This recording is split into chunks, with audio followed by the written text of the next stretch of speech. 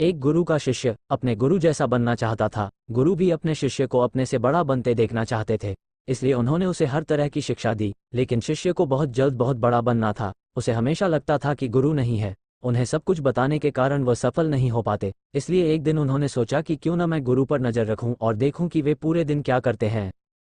उस दिन से उन्होंने गुरु का अनुसरण करना शुरू कर दिया और पूरे दिन उन्हें घूरते रहे। सुबह उठने से लेकर रात को सोने तक गुरु क्या करते थे, कहाँ जाते थे, कैसे ध्यान करते थे, कैसे खाते थे, क्या बोलते थे, कैसे चलते थे, कैसे उठते बैठते और सोते थे, उनका शिष्य छिपकर ये सारी गतिविधियां देखता रहता था। दिन वह भी वही करने लगा जो गुरु अपनी दिनचर्या में करता था। वो हर काम में गुरु की हुबहू नकल करने लगा। एक सुबह नदी की ओर जाते समय गुरु ने देखा कि उसका शिष्य भी उसके साथ चल रहा है। सने भी नदी में स्नान किया, वही घाट वह घाट जिसमें गुरु प्रतिदिन स्नान करते थे।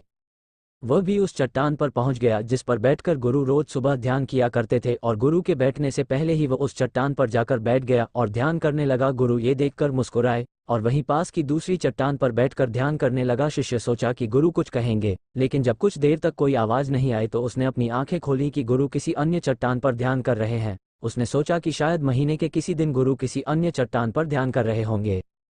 शिष्य की ऐसी हरकतें देखकर गुरु को समझ आ गया कि उनका शिष्य उनके जैसा बनने के लिए उनका अंधानुकरण कर रहा है। इसलिए गुरु एक दिन एक पेड़ की शाखा पर बैठकर सो गए।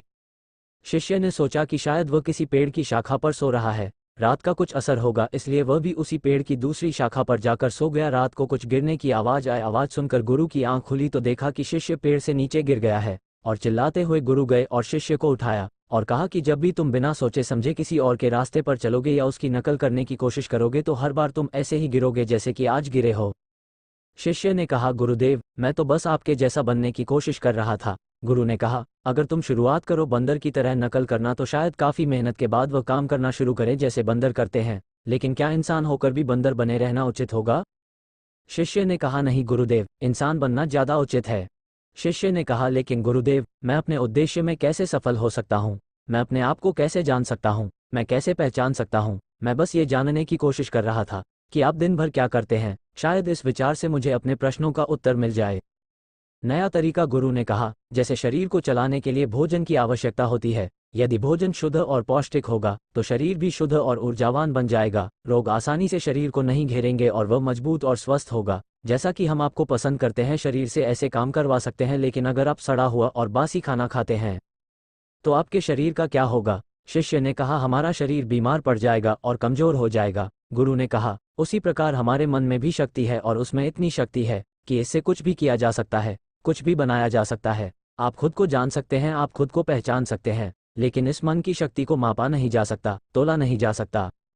शिष्य ने कहा, गुरुदेव, आप इतने महान ध्यानी हैं, ज्ञानी हैं, इसलिए आपके पास मन की शक्तियां हैं जिनका आप उपयोग भी कर सकते हैं, लेकिन अगर हम कोशिश करें तो कुछ नहीं होता है। गुरु ने कहा, तुम्हारे पास मेरे जैसी ही शक्ति है या किसी और के पास है? शिष्य बोला, तो गुरुदेव, फिर हम सब सफल क्यों नहीं हो जाते? हमारे जैसे बहुत से लोग हैं जो हमेशा सफल होते हैं। ऐसा क्यों होता है गुरुदेव? गुरु ने कहा, क्योंकि लोग मन की शक्तियों का सही उपयोग नहीं कर पाते, बल्कि मन की शक्तियां उनका उपयोग करती हैं। जिसने मन की शक्तियों को समझ लिया वह बुद्धिमान बन गया। जिसने अपने मन की शक्तियों को एकाग्र करना सीख लिया उसका जीवन आसान हो जाता है। फिर वह अपने जीवन में जो भी चाहता है उसे हासिल कर लेता है, जिसका नाम है मन के रहस्य। मैंने 3 बातें सीखी। पहली बात, हमारा दिमाग तब सबसे खराब फैसले लेता है जब वह डरा हुआ होता है, इसलिए अपने दिमाग को शांत रखें और उसे उन चीज़ों से दूर रखें जो उसे डराती हैं। दूसरी बात, सफलता पाने के लिए और शांति हमें हर रोज कुछ समय एकांत में बिताना चाहिए। तीसरी बात, यदि आप विश्वास करते हैं लेकिन आप उस विश्वास पर काम नहीं कर रहे हैं, यदि आप काम नहीं कर रहे हैं तो यह विश्वास किसी काम का नहीं है। शिष्य ने गुरु से कहा, क्या आप मुझे मेरे मन की शक्तियां दिखा सकते हैं? मैं उन्हें समझ नहीं पा रहा हूं। गुरु ने कहा, हाँ, मैं आपको अपने मन की शक्तियां दिखा सकता है, लेकिन इसके लिए आपको मेरा एक काम करना होगा। क्या आप मेरा एक काम कर सकते हैं? शिष्य ने कहा, हाँ गुरुदेव, आप कहें तो मैं आपका काम जरूर करूंगा। मुझे क्या करना चाहिए? गुरु ने कहा, काम ज्यादा कठिन नहीं है, आपको बस इतना करना है कि अपने मन में उठने वाले विचारों को लकड़ी के टुकड़े की तरह व्यवहार करना है, और हर विचार के साथ एक छड़ी उठाएं और उसे झोपड़ी के अंदर रख दें, और यह काम आपको अगले 1 महीने तक करना है। ध्यान रखें, एक विचार के लिए एक छड़ी की आवश्यकता होती है ताकि आपका कोई भी विचार आपसे बच न सके। और साथ ही एक और बात, ज्ञान प्राप्ति और ध्यान के बारे में जो आपके मन में विचार आते हैं उनकी चिड़ियां कुटिया के बाहर रख दें। शिष्य ने कहा, जो भी गुरुदेव का आदेश होगा मैं बिल्कुल वैसा ही करूंगा जैसा आपने कहा होगा। तब से शिष्य अपने विचारों को देखने लगा और जब भी कोई विचार आता उसके मन को वह तुरंत एक छड़ी उठाता और झोपड़ी के अंदर रख देता। ऐसा करते करते 1 महीना बीत गया तो शिष्य गुरु के पास गया और बोला, गुरुदेव 1 महीना बीत गया और मैंने बिल्कुल वैसा ही किया जैसा आपने कहा था। अब आप मुझे मेरी शक्तियां दिखाए। मन गुरु शिष्य के साथ उस झोपड़ी में गए जहां उन्होंने लकड़ियां इकट्ठी की। गुरु ने देखा कि पूरी झोपड़ी लकड़ी के छोटे छोटे टुकड़ों से भरी हुई है, यहाँ तक कि कुछ लकड़ियां झोपड़ी के बाहर भी गिरी हुई हैं। गुरु ने पूछा, तुम्हारे ज्ञान के विचारों की लकड़ियां कहाँ हैं? और ध्यान शिष्य बाहर पड़ी कुछ लकड़ियां गुरु के सामने ले आया और कहा, ये ज्ञान और ध्यान के विचारों की लाठियां हैं। गुरु ने उन लाठियों को गिनने को कहा। जब शिष्य ने लाठियां गिनी तो केवल 24 लाठियां थीं। गुरु ने कहा, अब तुम्हें बस एक काम और करना है, क्या तुम कर सकते हो? शिष्य बोला, हाँ गुरुदेव, आप आदेश दें। गुरु बोले, ये जो लकड़ियां तुमने इकट्ठी की हैं उन्हें एक साथ बांधकर उस नदी में बहा दो। गुरु की यह बात सुनकर शिष्य घबरा गया और बोला, गुरुदेव ये कैसे संभव है? मैं कैसे कर पाऊंगा इतनी सारी लकड़ियों का वजन उठाने के लिए? गुरु ने कहा, तुम इसे क्यों नहीं उठा पाओगे? जब तुम्हारे ऊपर इतने विचारों का भार है तो तुम इन लकड़ियों को क्यों नहीं उठा सकते? शिष्य ने कहा, लेकिन गुरुदेव, क्या विचारों में कोई वजन है?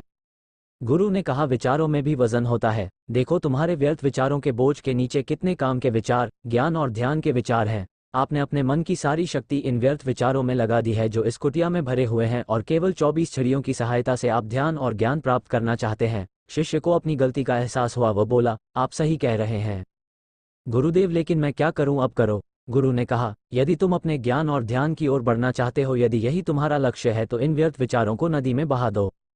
शिष्य ने कहा, लेकिन गुरुदेव, मैं एक साथ इतनी सारी लाठियां अपने सिर पर नहीं उठा पाऊंगा। गुरु मुस्कुराए और कहा, इसलिए इन्हें एक एक करके फेंक दो। 1 महीने में, 2 महीने में, 1 साल में, 2 साल में, जितना समय लगे ले लो, लेकिन इन बेकार विचारों को अपने दिमाग से बाहर निकाल दो। याद रखें, जब आप कोई विचार चूक जाते हैं तो केवल एक ही छड़ी की आवश्यकता होती है। नदी में फेंक दो। शिष्य ने जो लकड़ियां सिर्फ 1 महीने में इकट्ठी की थी उन्हें फेंकने में उसे 3 साल लग गए। जब उसे एक विचार याद आया तो उसने एक छड़ी नदी में फेंक दी और अब केवल 24 ही बचे थे। ध्यान और ज्ञान, अब उसके मन की सारी शक्ति ज्ञान और ध्यान की प्राप्ति में ही लग गई थी। उसके मन में कोई भी बेकार विचार नहीं बचा था। एक दिन ध्यान करते समय अचानक वह उठा और गुरु के पास जाकर बोला, गुरुदेव, ऐसा लग रहा है कि मैं फंस गया हूं और अब मैं आगे नहीं बढ़ सकता। गुरु ने कहा, अब इन्हें छोड़ने का समय आ गया है। शिष्य को उन 24 लकड़ियों को छोड़ने में 1 साल लग गया और जब उसने आखिरी लकड़ी नदी पर गिराई तो वह वहीं बैठ गया और सुबह से शाम तक बैठा रहा। इसलिए गुरु उसे नदी के उस पार ढूंढते हुए आए। जब उन्होंने शिष्य की आंखों को देखा, गुरु ने समझा कि वह पूर्ण शांति के साथ खिल रहा था। शिष्य ने गुरु की ओर देखा लेकिन किसी ने कुछ नहीं कहा और दोनों चुपचाप एक दूसरे को देखते हुए वहां से चले गए। दोस्तों, हमारी शक्ति लाखों करोड़ों विचारों के रूप में बिखरी हुई है। इनमें से कुछ अच्छे विचार हैं और कुछ बुरे हैं। बस अपने अच्छे विचारों को पकड़ कर रखना है, क्योंकि अगर हम अपने अच्छे विचारों को नहीं पकड़ेंगे तो बुरे विचार तुरंत हमारे दिमाग पर कब्जा करना शुरू कर देंगे और हम नकारात्मकता की ओर खींचे चले जाएंगे। गौतम बुद्ध कहते हैं कि जब भी आपके पास कोई अच्छा विचार हो तो उसे पकड़ लें।